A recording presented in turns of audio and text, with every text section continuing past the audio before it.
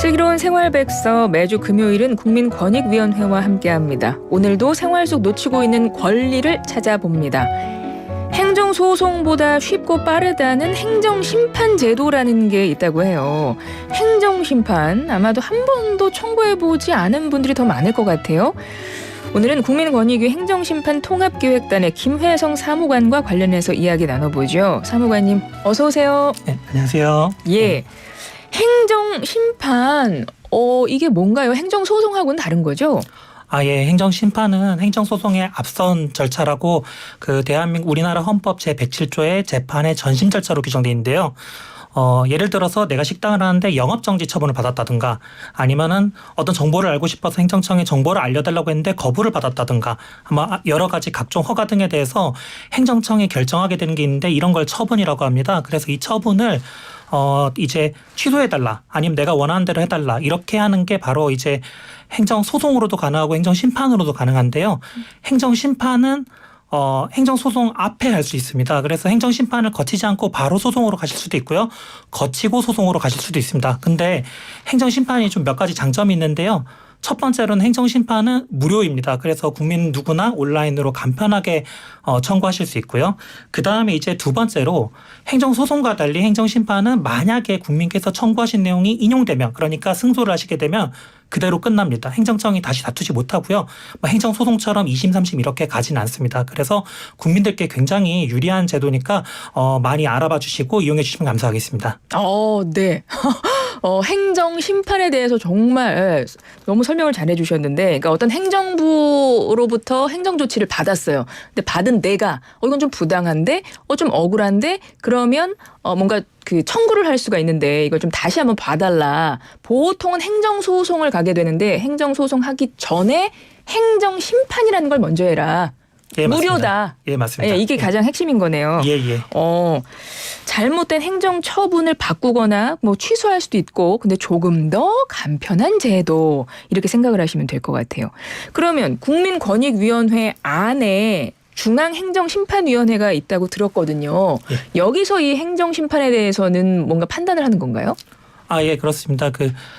행정심판에 관한 이제 일반적인 법으로 행정심판법이 있는데요. 그 일반 행정심판법에 중앙행정심판위원회가 있어서 대부분의 행정심판을 중앙행정심판위원회에서 처리하고 있습니다. 다만 행정심판법 외에 다른 개별법에 이 법에 따른 이제 심판은 행정심판법이 아니라 다른 법을 따른다 이런 식으로 규정된 법들이 있습니다. 예. 그런 게 저희는 이제 특별행정심판이라고 하고요. 그런 특별행정심판의 사례로는 이제 제일 대표적인 게 국세나 관세 같은 조세에 대해서 행정심판을 제시하시는 조세심판원. 그다음에 이제 관세 같은 경우는 또 관세심사위원회라고 관세청 안에 또 따로 있습니다. 그리고 토지 관련해서 사업을 할 때 이제 토지의 수용이나 사용 이런 걸 할 때 재결이란 걸 하는데 여기에 대한 이의 재결은 또 중앙토지수용위원회 이런 식으로 다양한 기관들이 하고 있지만 일단은 일반적인 행정심판은 중앙행정심판위원회에서 하고 있습니다. 그러면 행정심판을 하고 있는 기관, 그러니까 행정심판 할 수 있는 곳이 지금 여러 개 어쨌든 나눠져 있다는 거예요. 예, 맞습니다. 그런데 이거를 지금 권익위원회가 통합하려고 하신다면서요? 예, 맞습니다. 그거 왜 그렇습니까? 일단은 여러 기관들이 있으면은 각자 전문성 이런 측면에서는 좋은 점도 있겠지만 국민들 입장에서는 그러니까 어느 기관에 가서 내가 어떻게 권리 구제를 받아야 될지 알기가 좀 어려운 점이 있습니다.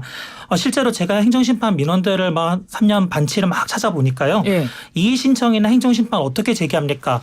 보건복지부에 가야 됩니까? 권익위에 가야 됩니까? 아니면 다른 기관에다 가야 됩니까? 이런 식으로 민원이 많이 제기됐습니다. 네네. 예, 그래서 이렇게 다양한 민원들이 있고 그다음에 용어도 제각각인데요. 재심사, 심사, 심판 이런 식으로 다양하게 있다 보니까 국민 관점에서는 행정심판이 좀 너무 어렵게 되는 게 헷갈리네요. 내가 어디다가 해야 되지 이거는? 그러니까 결정이 안 되네요. 예, 맞습니다. 그리고 이제 이런 기관들을 통합함으로써 공통 인력이나 이런 것들을 활용하고 예산도 좀 절감할 수 있고 그런 것들을 기대하기 때문에 통합을 추진하고 있습니다. 그래서 국민권익위에서 이 행정심판에 대해서는 다 지금 통합해서 그거를 추진하고 있다. 지난번에 국민권익위 행정심판 부위원장님이 한번 출연하신 적이 있다 그래요. 그때 행정심판 통합 관련을 설명을 해 주신 적이 있는데 행정심판 통합 자문단을 그래서 그 이후에 출범을 하셨네요. 예, 맞습니다. 예. 그럼 관련 자문을 해 주시는 것 같고 행정심판 통합 그러면 이게 이제 어떤 방향으로 추진이 되는 겁니까? 행정심판 통합 같은 경우는 이제 두 가지 축으로 추진되게 됩니다. 첫 번째는 이제 국민들께서 편리하게 청구할 수 있는 온라인 시스템을 통합하는 게 첫 번째입니다. 그래서 하나의 창구를 만들어서 거기서만 들어오면은 쉽게 청구부터 결과 확인까지 하실 수 있게 하고요. 그다음에 단순히 이렇게 모아놓는 것에 그치지 않고 저희가 또 이제 한 단계 업그레이드하는 걸 목표로 해야 되는데, 그래서 뭐 국민들이 청구하시기 전에 재결서를 확인할 수 있고, 또 요즘 챗 GPT 이런 것들이 유행하고 있는데 청구서를 자동 완성하게 지원하고 이런 기능들을 탑재할 수 있는 좋은 시스템을 만드는 게 목적이고요. 두 번째로는 아까 말씀드렸던 흩어져 있는 기관들을 좀 통합해서 중복된 인력도 해소하고, 그다음에 시스템 통합 구축을 통해서 예산도 절감하고, 그렇게 해서 정부 조직의 효율성을 높이려고 하려고 합니다. 예. 예, 알겠습니다. 행정심판 제도에 대해서 너무 이해가 잘 되도록 설명을 해주셨고, 행정심판 통합 절차도 잘 이루어질 수 있을지 좀 계속 지켜보도록 할게요. 사무관님, 이제 오늘 말씀은 다 해주셨는데 이거 짧게 저희가 SAT 아까 문제 내드렸잖아요. 이 예. 프로그램의 제목, 예. 정답은 아시죠? 예, 알고 있습니다. 네, 조금 전에 저희 청취자분께서 슬기로운 품격 생활이라고 이게 정답이라고 오답을 보내셨어요. 예. 이분에게 좀 결정적인 힌트가 될 만한 거 짧게 하나만 해주고 가세요. 여러분이 지금 듣고 계신 건 바로 품격이 아니라 라디오죠. 예. 어우, 웬일이야. 힌트도 너무 잘 주시네. 고맙습니다. 국민권익위 행정심판 통합기획단의 김회성 사무관님 함께했습니다. 고맙습니다. 네, 감사합니다.